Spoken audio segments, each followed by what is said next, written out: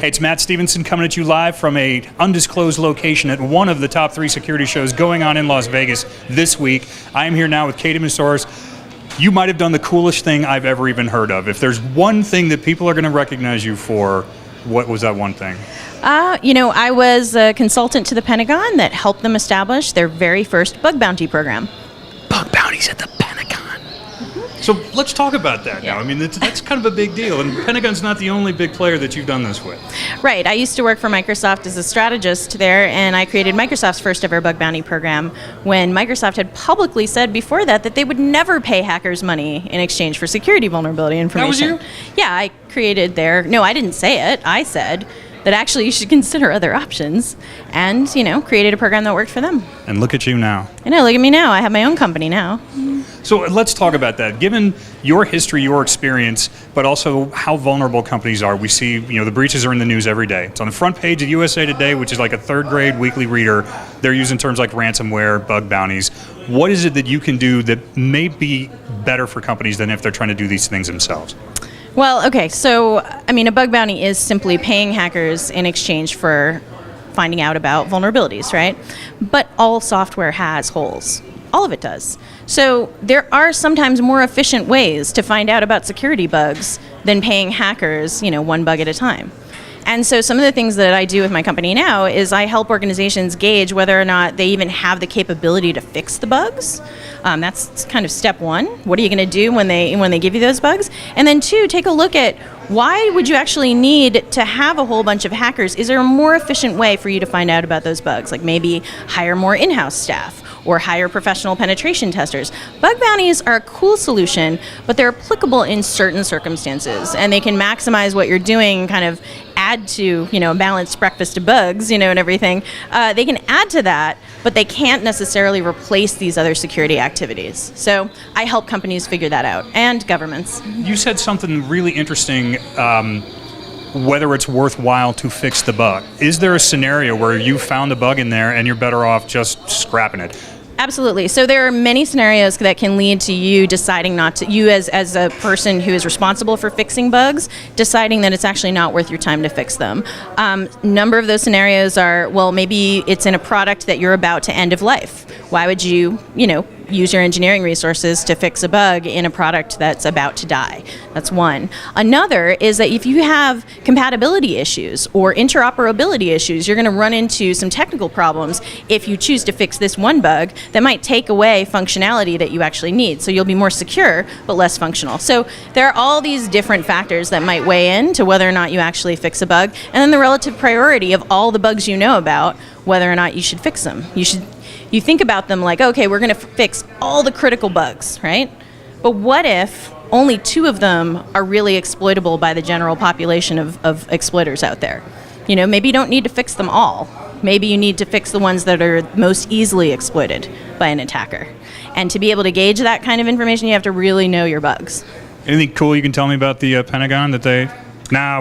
Dozens of people might see this. No. It was really cool that Secretary Ash Carter decided that not only was he going to create the very first program in U.S. government history that paid hackers money for bugs, but it was something that he was very committed to in terms of opening up the Pentagon to more modern security practices like bug bounties. So that's just one example of where, the previous, administration and everything was dedicated to shoring up our cyber preparedness, I guess. I said that word. That means we all drink. That's actually what right. that Bingo. means. Yeah, bingo. But no, so the cool thing about the Pentagon is I think it really opened up the idea of working directly with hackers, that hackers can be our friends and our allies, and that a hacker who comes to you to tell you about a bug is actually somebody, this isn't a Bond villain who's telling you, like, this is exactly what I'm going to do to you.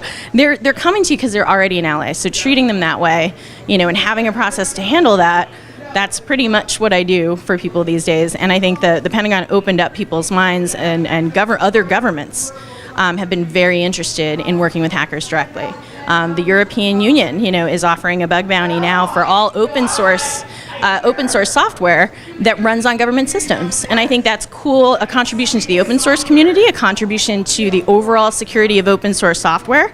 And it's recognizing the fact that the governments themselves have been relying on open source software, but haven't been contributing to the security of it very directly, and that's one way they can do that.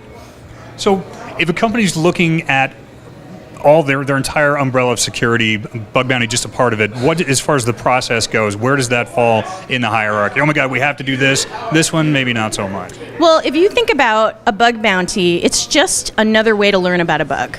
You can learn about a bug in a number of different ways. You can find it yourself by hiring, people who have security expertise to find it, right?